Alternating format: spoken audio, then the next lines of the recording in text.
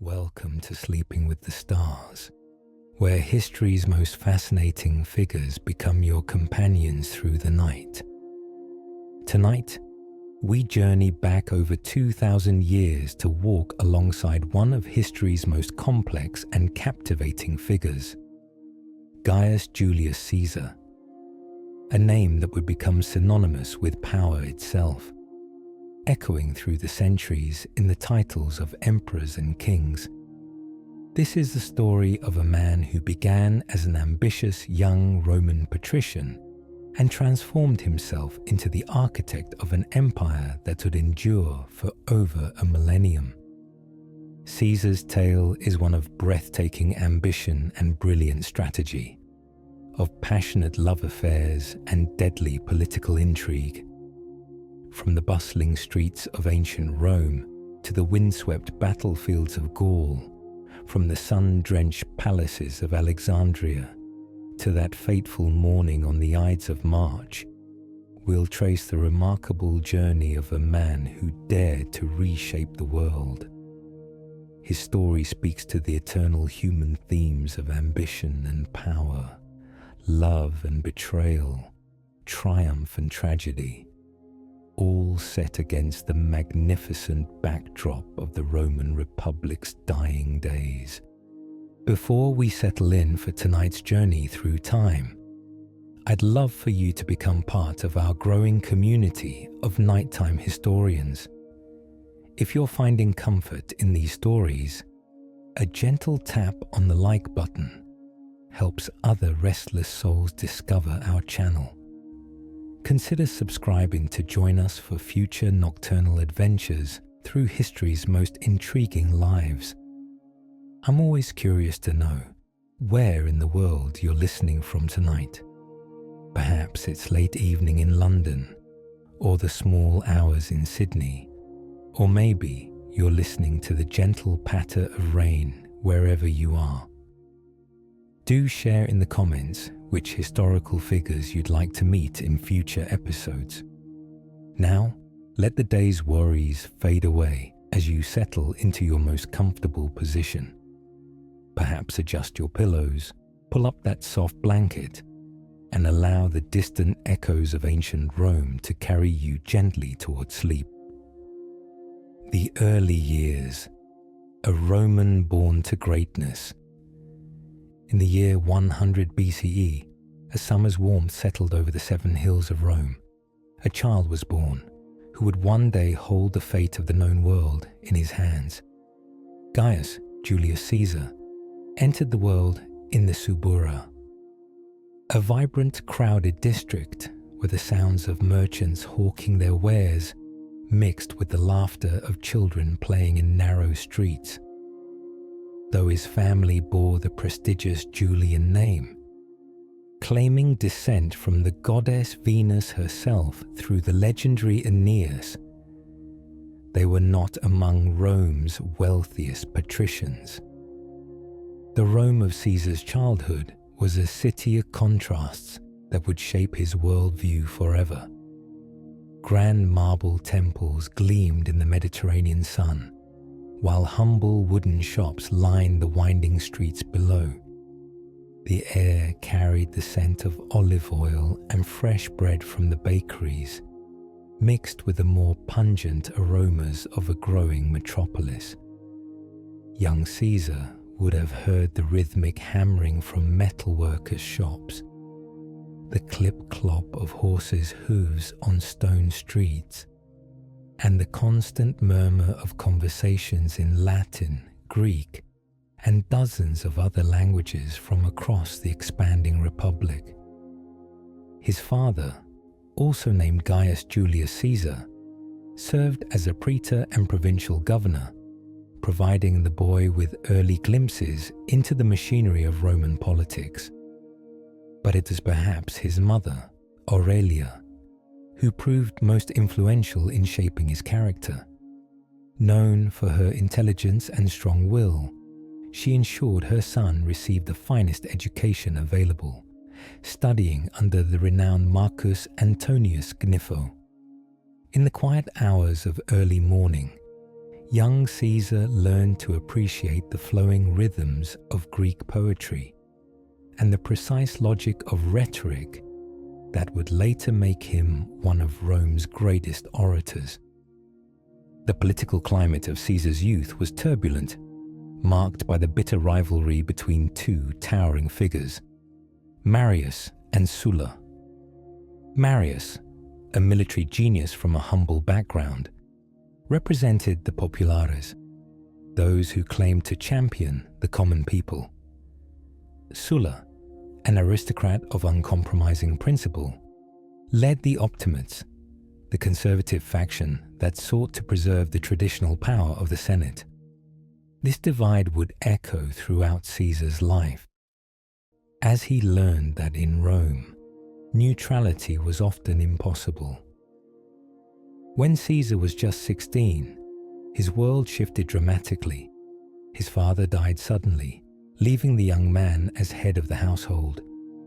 Almost overnight, he found himself responsible not only for his own future, but for his mother and sister as well.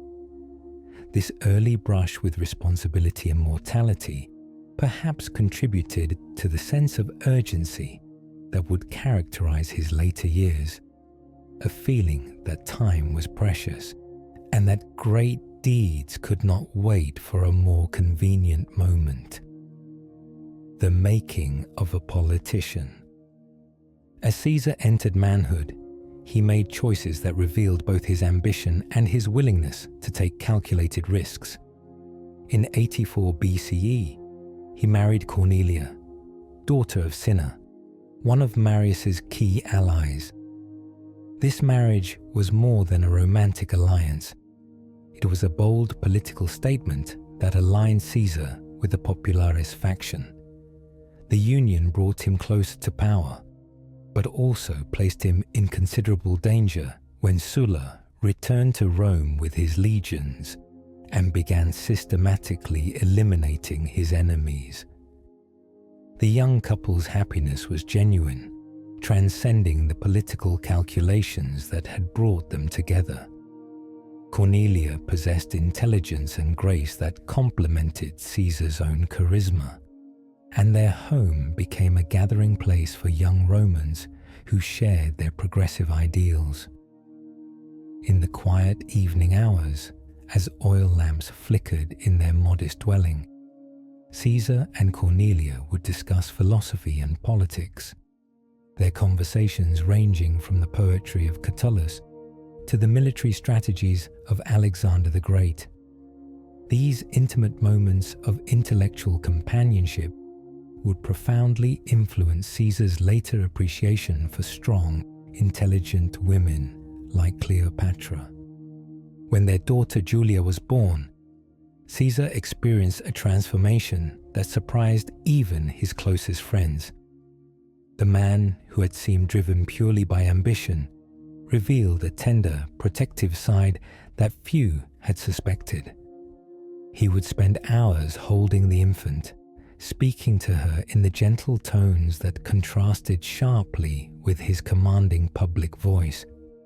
Julia's laughter became one of the few sounds that could draw Caesar away from his political calculations, and her presence in their household brought a warmth that even the most bitter Roman winters could not dispel. The sound of marching boots on Roman streets became a constant during those tense months as Sulla's forces occupied the city. Caesar, now marked as an enemy due to his family connections, found himself in an impossible position. When Sulla demanded that he divorce Cornelia, the young man made a decision that revealed the stubborn courage that would define his character throughout his life. He refused. Rather than abandon his wife, he chose exile, slipping away from Rome under cover of darkness. The parting from Cornelia was heartbreaking. In their final moments together, as dawn approached and Caesar's departure could no longer be delayed, she pressed a small gold ring into his palm, a token that he would carry with him throughout his wandering years. Their farewell kiss was witnessed only by the household slaves who had helped arrange his escape, and the memory of her tears would haunt Caesar during the loneliest moments of his exile. His wandering years took him east, across the azure waters of the Mediterranean to the Greek islands and the ancient cities of Asia Minor. Here, in places where Homer's heroes had once walked, Caesar honed his skills in oratory and military tactics. The exile that had seemed like a catastrophe gradually transformed into an invaluable education. In Rhodes, he studied under Apollonius Molon, the same rhetoric teacher who had instructed Cicero. The discipline of Greek philosophical training taught him to think systematically about complex problems, a skill that would prove invaluable in both military campaigns and political negotiations. It was during this period that Caesar experienced one of the most revealing episodes of his early life. While traveling to Rhodes, his ship was captured by pirates, a common hazard in those lawless waters. When the pirates demanded a ransom of 20 talents for his release, Caesar laughed and insisted that he was worth at least 50. During his captivity, he joked with his captors, participated in their games, and even composed poetry that he recited to them in the evenings. But beneath this apparent good humor lay a calculating mind that was carefully observing their strengths and weaknesses. Upon his release, Caesar immediately raised a fleet, returned to the pirates' stronghold, and captured the entire band. True to a promise he had made during his captivity, he had them crucified, but in a gesture that revealed his complex nature, he ordered their throats cut first to spare them unnecessary suffering. This incident demonstrated both his capacity for ruthless action and his ability to maintain a kind of mercy, even while exacting justice. He served with distinction in Asia and Cilicia, earning the Corona Civica, Rome's second highest military decoration, for saving a fellow soldier's life in battle. The experience of command, the weight of men's lives in his hands, and the intoxicating taste of victory all left their mark on the young Roman. When news reached him of Sulla's death in 78 BCE, Caesar returned to a Rome still recovering from years of civil strife. The city bore scars from the violence, damaged buildings, empty houses where prominent families had once lived, and a sense of unease that lingered in the forums and marketplaces. But for an ambitious young man with oratorical skills and military experience, it also represented opportunity. Caesar began his political career in the traditional Roman fashion, starting at the bottom of the cursus honorum, the ladder of political offices that every aspiring statesman must climb. His early speeches in the courts drew crowds, not only for their legal brilliance but for their passionate delivery and innovative style. Unlike many of his contemporaries, Caesar spoke directly to his audiences, making eye contact and using gestures that seemed almost conversational. His voice, witnesses recorded, had a musical quality that could shift from gentle persuasion to thunderous condemnation within a single sentence. Financial pressures, however, constantly threatened to derail his ambitions. Roman politics demanded enormous expenditures, games for the people, bribes for supporters, lavish entertainments that demonstrated one's worthiness for higher office. Caesar borrowed heavily, often from the very wealthy Romans he would later challenge politically. His debts grew so large that he once joked he needed to become either very rich or very powerful to pay them off. A jest that proved remarkably prophetic. The first triumvirate, a secret alliance. By the late 60s BCE, Caesar had established himself as a rising star among Rome's populares. His stint as quaestor in Spain had given him valuable administrative experience and helped alleviate some of his financial pressures. More importantly, his election as Pontifex Maximus, Rome's chief priest, had provided him with both religious authority and a prestigious residence in the heart of the city. The role required him to oversee Rome's religious calendar and rituals, bringing him into contact with citizens from every walk of life during festivals and ceremonies. But Caesar recognized that individual ambition had limits in a system designed to prevent any single person from accumulating too much power. The solution, he decided, lay in alliance with others who shared his frustrations with the conservative Senate's stranglehold on Roman politics. In secret meetings held in private villas outside Rome's walls, Caesar began forging what would become known to history as the First Triumvirate. His partners were carefully chosen.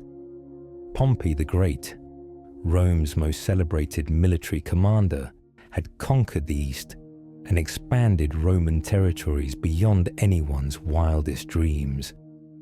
Yet for all his victories, he found himself blocked by senatorial jealousy when he sought land for his veterans and ratification of his eastern settlements.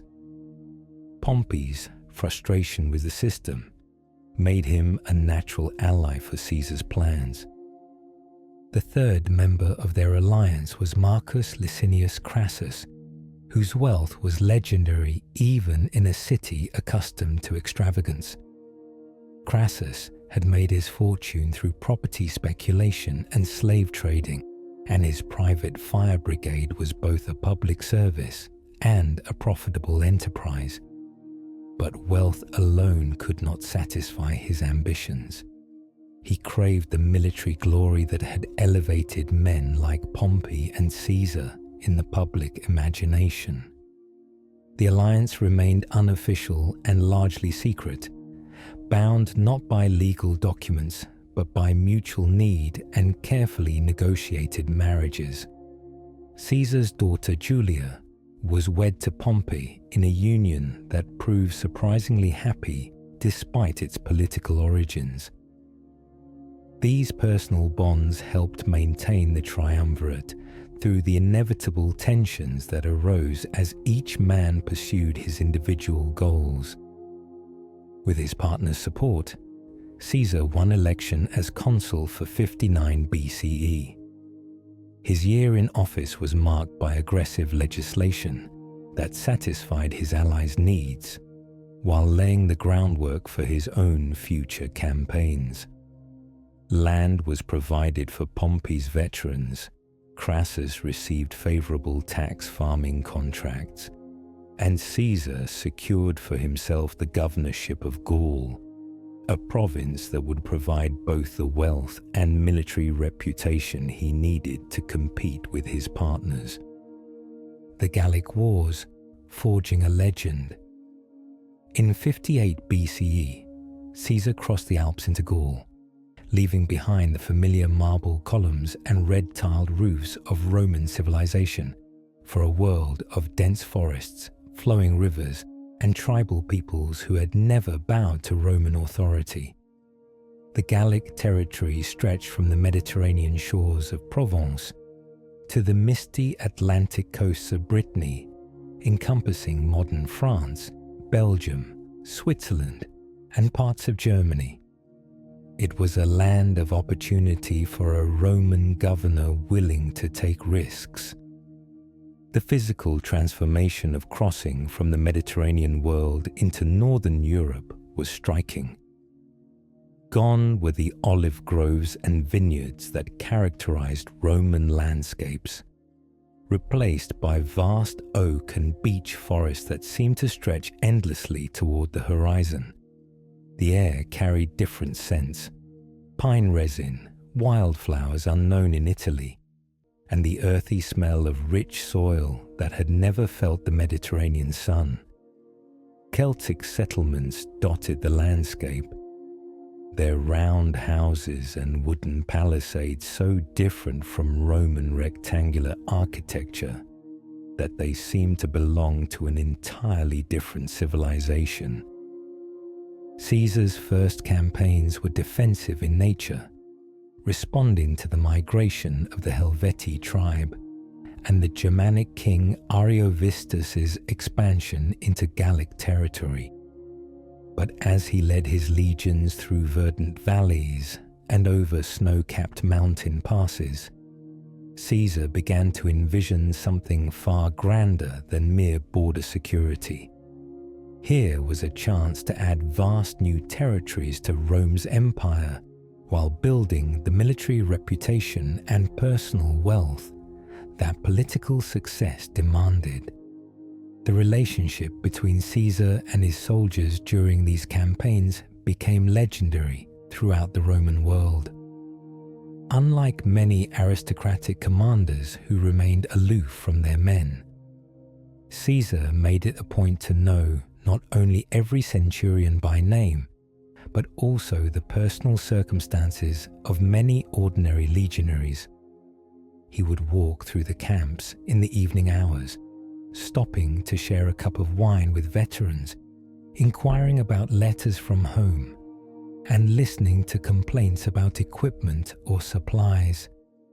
These informal moments built a bond of loyalty that would prove unbreakable even during the civil wars that followed. His soldiers reciprocated this personal attention with devotion that bordered on worship. They began calling him Imperator, not just as a military title, but as an expression of personal affection. When Caesar fell ill during the siege of a Belgae fortress, his entire army observed a day of fasting and prayer for his recovery, a gesture that moved him to tears and strengthened his resolve to prove worthy of such loyalty. The Gallic peoples themselves were far from the barbarians that Roman propaganda often portrayed. Caesar encountered sophisticated societies with their own laws, religious systems, and cultural traditions that stretched back centuries. The Druids, their priestly class, possessed knowledge of astronomy and natural philosophy that impressed even educated Romans. Their great festival gatherings drew thousands of people from across Gaul, creating temporary cities where trade goods, ideas, and artistic traditions mixed in ways that would have seemed familiar to any Roman who had attended the great markets of the capital. Caesar's genius lay not just in military tactics, but in his ability to understand and exploit the complex relationships between different Gallic tribes. Some, like the Aedui, had long-standing alliances with Rome and provided valuable intelligence about their neighbors' movements and intentions. Others, particularly the Germanic tribes across the Rhine, represented genuine threats that required decisive military action. Caesar learned to navigate these relationships with the same subtlety he had once applied to Roman politics, using diplomacy where possible and force only when necessary. The most challenging opponent Caesar faced was not a single tribe, but the very landscape of Gaul itself. Dense forests made traditional Roman formations vulnerable to ambush, while the region's numerous rivers created natural defensive barriers that could halt an entire campaign. Caesar responded by becoming one of history's most innovative military engineers. His soldiers built bridges across seemingly unbridgeable rivers, constructed siege works that turned enemy strongholds into traps, and created supply lines that could sustain armies through harsh northern winters that had defeated previous Roman expeditions. The Roman legions that followed Caesar into Gaul were professional soldiers, many of whom had served together for years. They carried standardized equipment: the gladius short sword, the pilum javelin, and the distinctive rectangular shield that had become symbols of Roman might. But what set Caesar's forces apart was their commander's innovative tactics and his ability to inspire absolute loyalty among his men. He learned every centurion's name, visited the wounded personally after battles, and shared the hardships of campaign life in ways that few aristocratic commanders would consider. The campaigns that followed would test both Caesar's military genius and his soldiers' endurance. The Belgae Confederation in the north proved particularly challenging, their warriors fighting with a ferocity that impressed even veteran Roman soldiers. In dense forests, where traditional Roman formations struggled, Caesar adapted his tactics, using smaller, more flexible units and incorporating auxiliary forces from allied Gallic tribes. One of the most dramatic moments of the entire conquest came during the siege of Gergovia, where the charismatic Gallic chieftain Vercingetorix had united disparate tribes in a final desperate resistance against Roman rule. The hilltop fortress seemed impregnable, its walls rising from steep rocky slopes that made conventional siege tactics nearly impossible. For months, the two armies faced each other across the valley, each waiting for the other to make a critical mistake. Caesar's solution was characteristically audacious. Under cover of darkness, his engineers began constructing a massive double wall, one facing inward to contain the Gallic defenders, another facing outward to protect against relief forces. The construction required enormous quantities of timber cut from the surrounding forest by soldiers who worked through the night shifts by torchlight. The sound of axes and hammers echoed through the valleys, accompanied by the whispered commands of centurions coordinating the massive undertaking. When the walls were complete, Vercingetorix found himself trapped in what amounted to a fortress within a fortress. The psychological impact on the Gallic warriors was devastating. Their great chieftain, who had promised to drive the Romans from Gallic soil, was now effectively Caesar's prisoner. The siege ended with Vercingetorix's surrender, a moment that Caesar later described with characteristic understatement in his commentaries on the Gallic Wars. Love and politics. The Alexandria sojourn. By 49 BCE, Caesar's decade in Gaul had transformed him from an ambitious politician into one of Rome's greatest military commanders. His legions had conquered territories that would remain Roman for centuries, filling Rome's treasury with gold and his own coffers with the wealth needed to maintain political relevance. But success in Gaul had also made him enemies among the conservative senators who feared his growing power and popularity.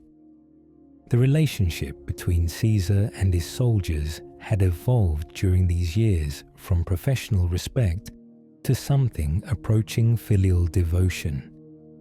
Many of his veterans had served with him since the earliest Gallic campaigns, sharing not just battles, but the quiet moments around campfires when homesick legionaries would speak of sweethearts left behind in Italy.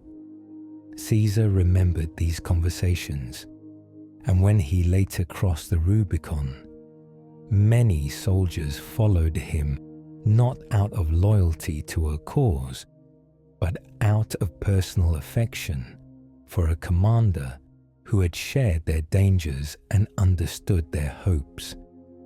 The political situation in Rome had grown increasingly volatile during Caesar's absence. The city, that had once seemed the stable center of the civilized world, now resembled a powder keg awaiting a spark. Street violence had become commonplace, with rival political gangs controlling different neighborhoods and ordinary citizens afraid to venture out after dark. The forums where Cicero had once delivered his greatest orations now echoed with the sounds of breaking glass and angry shouting, rather than reasoned debate. Julia's death in childbirth had severed one of the key personal bonds that held the triumvirate together, and her funeral had become a public demonstration of grief that revealed how much ordinary Romans had invested emotionally in the alliance between Caesar and Pompey. Citizens lined the streets as her funeral procession passed, many weeping openly for a young woman they had never met, but who had represented hope for political stability in an increasingly chaotic world. Caesar's own grief was profound and visible. Witnesses described him as inconsolable during the ceremony, his usual composure completely abandoned in the face of personal loss. Crassus had perished in the disastrous Battle of Carrhae, where his legions were destroyed by Parthian horse archers in the Syrian desert.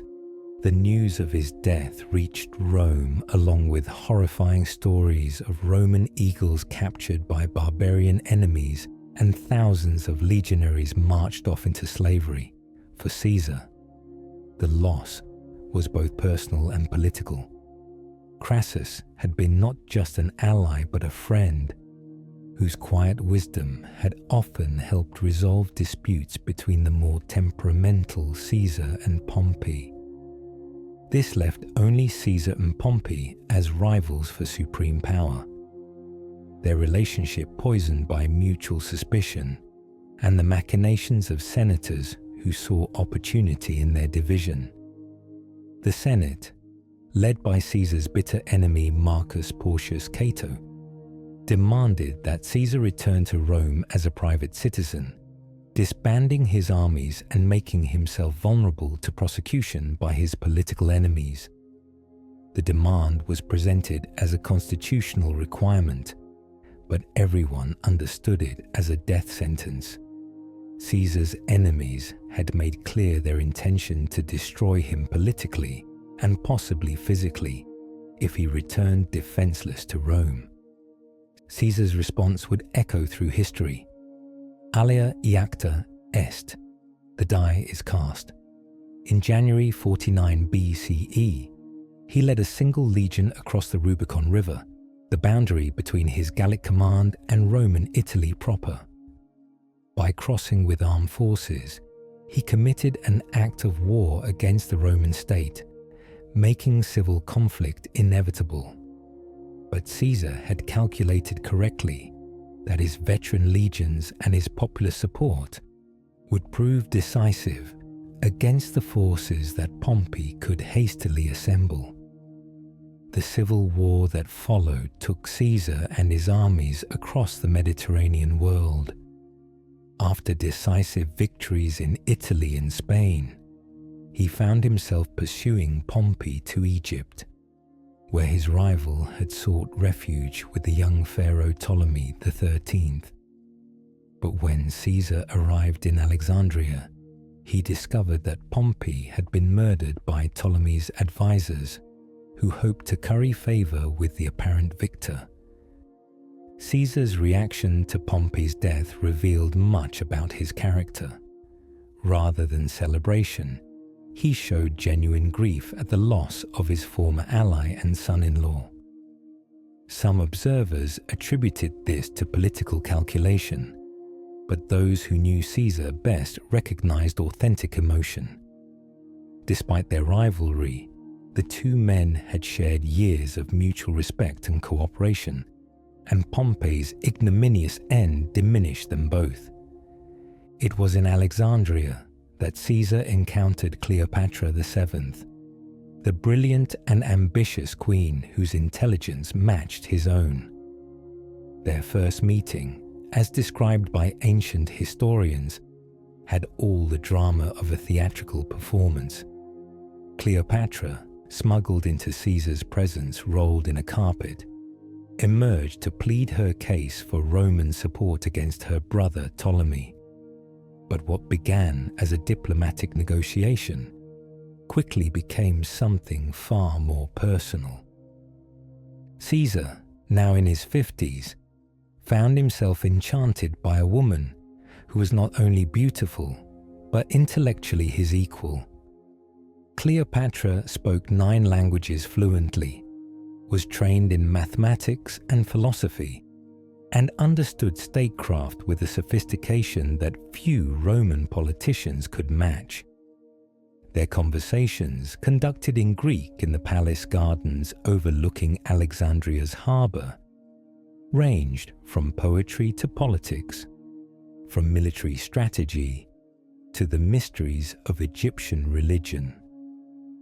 Their affair produced a son, Caesarion, and a political alliance that would outlast Caesar's own life. But more importantly for Caesar personally, his months in Alexandria represented perhaps the only time in his adult life when he could set aside the constant pressures of Roman politics and enjoy genuine intellectual and emotional companionship. In the evenings, as the Mediterranean breeze carried the scents of jasmine and myrrh through the palace windows, Caesar experienced a peace that had long eluded him in the forums and battlefields of his career.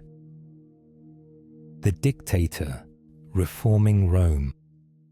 Caesar's return to Rome in 46 BCE was marked by magnificent triumphs that celebrated his victories in Gaul, Egypt, Africa, and Spain. The processions wound through the city's streets for days, displaying captured treasures, exotic animals, and defeated enemies to crowds of cheering Romans. Caesar rode in a golden chariot, his face painted red in the ancient tradition, while a slave whispered in his ear the ritual reminder that he was mortal. A tradition that would prove grimly prophetic. But spectacle alone could not solve Rome's fundamental problems. The Republic's institutions, designed for a small city-state, had proven inadequate for governing a vast empire. Corruption was endemic. Violence had become a routine part of political discourse, and the gap between rich and poor had grown to dangerous proportions. Caesar understood that mere military victory was insufficient. Rome needed comprehensive reform if it were to survive and prosper. His approach to governing was characteristically systematic and ambitious. Rather than simply holding traditional magistracies, Caesar accepted appointment as dictator. Originally an emergency position designed to provide unity of command during crises, but where previous dictators had served brief terms and then retired to private life, Caesar began implementing reforms that suggested a permanent transformation of Roman government. The calendar reform stands as perhaps his most lasting civilian achievement. The traditional Roman calendar, based on lunar cycles and political manipulation, had become so inaccurate that summer festivals were occurring in spring. Caesar commissioned Greek astronomers and mathematicians to design a new solar calendar that would remain accurate for centuries. The Julian calendar, with its 365-day year and leap year corrections, proved so successful that it forms the basis of our modern calendar system. Urban planning occupied much of Caesar's attention as well. Rome had grown haphazardly over the centuries, and its narrow streets and crowded districts posed constant fire hazards and health risks. Caesar initiated massive public works projects that would provide both immediate employment and long-term improvements to urban life. New aqueducts brought fresh water from mountain springs, expanded sewage systems, improved sanitation, and grand public buildings provided spaces for civic life that befitted the capital of the world's greatest empire. His social reforms were equally ambitious and controversial. Caesar extended Roman citizenship to many communities throughout Gaul and Spain, recognizing that the empire's strength lay not in exploitation, but in integration. He reduced debts, provided land for his veterans, and implemented grain distributions that helped alleviate urban poverty. These policies won him tremendous popularity among ordinary Romans, while simultaneously alarming conservative senators who viewed such measures as dangerous populism. Perhaps most controversially, Caesar began surrounding himself with the trappings of monarchy. He wore the laurel crown constantly, ostensibly to hide his baldness, but unmistakably suggesting royal pretensions. His image appeared on coins, a practice previously reserved for dead Romans or gods. Rumors circulated that he intended to have himself declared king, a title that had been anathema to Romans since the expulsion of Tarquin the Proud 5 centuries earlier. The Ides of March, Betrayal and Legacy. By early 44 BCE, opposition to Caesar's rule had crystallized around a core of senators who viewed themselves as defenders of republican tradition.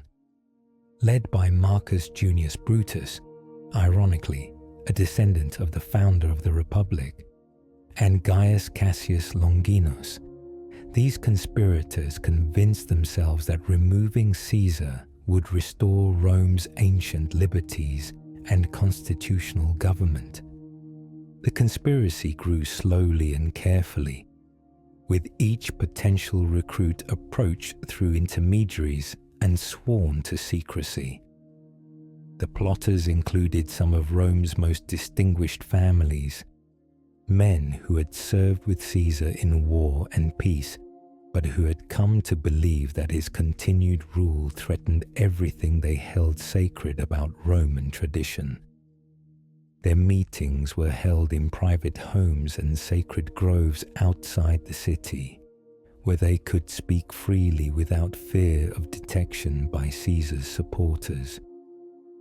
Signs and portents, whether real or invented by later historians, seemed to multiply as March approached. Soothsayers warned Caesar to beware the Ides of March. Fortune-tellers claimed to see disaster in sacrificial entrails, and his wife Calpurnia reportedly had nightmares of his death. Caesar, who had survived countless battles and political crises through a combination of careful planning and bold action, seemed almost paralyzed by indecision about whether to take these warnings seriously. On the morning of March 15th, 44 BCE, Caesar rose early in his house on the Palatine Hill, perhaps looking out over the city he had reshaped and reformed. The Senate was to meet that day in Pompey's Theatre, an ironic location given Caesar's history with his former ally and rival. Calpurnia pleaded with him not to go, claiming that her dreams had shown her his death, but political necessity demanded his presence. Important legislation awaited senatorial approval, and rumors of Caesar's reluctance to appear would only fuel speculation about his health and resolve. The walk to Pompey's theatre took Caesar through the heart of Rome, past the forums where he had delivered his earlier speeches and the temples where he had performed sacrifices as Pontifex Maximus. Citizens lined the streets to catch a glimpse of their dictator, some calling out greetings and requests, others simply watching silently as history's most powerful man made his way to an appointment with fate. The actual assassination, when it came, was swift and brutal. The conspirators surrounded Caesar as he took his seat, ostensibly to present a petition. When the attack began, Caesar initially fought back, but upon seeing Brutus among his assailants, he reportedly spoke the famous words, "Et tu, Brute," and you, Brutus, before pulling his toga over his head and accepting his fate. He fell at the base of Pompey's statue, his blood pooling on the marble floor in a scene that would be recreated countless times in art and literature.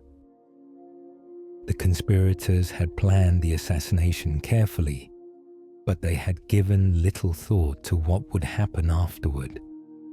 In the immediate chaos following Caesar's death, they found themselves unable to control events or implement their vision of restored republican government. Mark Antony, Caesar's loyal lieutenant, seized the initiative by delivering a funeral oration that turned public opinion against the assassins and forced them to flee the city. Eternal legacy, the man who became legend. In the quiet hours after midnight, as the bustle of ancient Rome faded to whispers and distant footsteps, Caesar's story becomes something larger than one man's biography. His death marked not the restoration of the republic that his assassins had hoped for, but rather its final transformation into the empire that would dominate the Western world for centuries to come. The name Caesar itself became a title, Kaiser in German, Tsar in Russian, echoing through cultures and languages far removed from the Roman world. But beyond political legacy, Caesar left something perhaps more enduring in the realm of human imagination. His writings, particularly the commentaries on the Gallic Wars, established a model of clear, precise prose that influenced Latin literature for generations. Students still read his accounts of ancient battles and political maneuvering, finding in them not just historical information, but examples of how language itself can be wielded as a tool of power and persuasion. Shakespeare's Caesar, striding across the stage in Elizabethan London, speaking immortal lines that have never been forgotten, represents how one man's story can transcend its historical moment to become universal truth. The questions that Caesar's life raises about ambition and power, about the relationship between individual genius and social responsibility, about the price of greatness, remain as relevant today as they were in ancient Rome. In the archaeological remains of Roman cities across 3 continents, we can still trace the physical legacy of Caesar's vision. Roads built by his engineers still carry traffic in France and Britain. Aqueducts constructed according to Roman specifications still supply water to modern cities. The principles of military organization and urban planning that he refined continue to influence how we think about leadership and administration. As you settle deeper into rest tonight, let your mind wander through the forums of Rome, now bathed in silver moonlight and peaceful after the day's activities.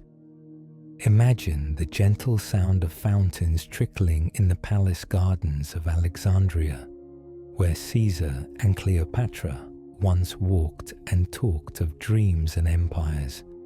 Picture the mist rising from the Rhine River at dawn, as Roman legions prepared for another day's march into the unknown territories of Gaul. Caesar's story reminds us that history is not just dates and battles and political maneuvering, but the accumulation of human choices, both great and small. Each decision he made, to refuse Sulla's demand for divorce, to cross the Rubicon, to spare his enemies, to trust in Brutus's friendship, rippled outward through time, shaping not just his own fate, but the destinies of countless others. In this peaceful moment, as sleep begins to claim you, remember that the great figures of history were once as mortal and uncertain as we are today. They faced their challenges without knowing how the story would end, making the best choices they could with the information available to them. Caesar, for all his genius and ambition, was ultimately a man trying to build something lasting in a world of constant change, not so different from the eternal human struggle to find meaning and purpose in our brief time on earth. Let the soft rhythms of your breathing match the gentle pace of Roman sandals on ancient stone streets. Allow the distant echoes of history to blend with the quiet sounds of your own present moment. The whisper of wind through trees, the settling of the house around you, the steady beat of your own heart carrying you toward peaceful dreams. Rest well, knowing that the stories of great men and women from ages past continue to live on in our imagination, inspiring us to face our own challenges with courage and wisdom. May your dreams carry you to those ancient places where legends were born, and may you wake refreshed and ready for whatever adventures your own life story may bring. Sweet dreams, dear listener, and thank you for joining us tonight on this journey through time. Until we meet again in the gentle hours of evening, may your rest be peaceful and your dreams filled with wonder. Sleep well when you're sleeping with the stars.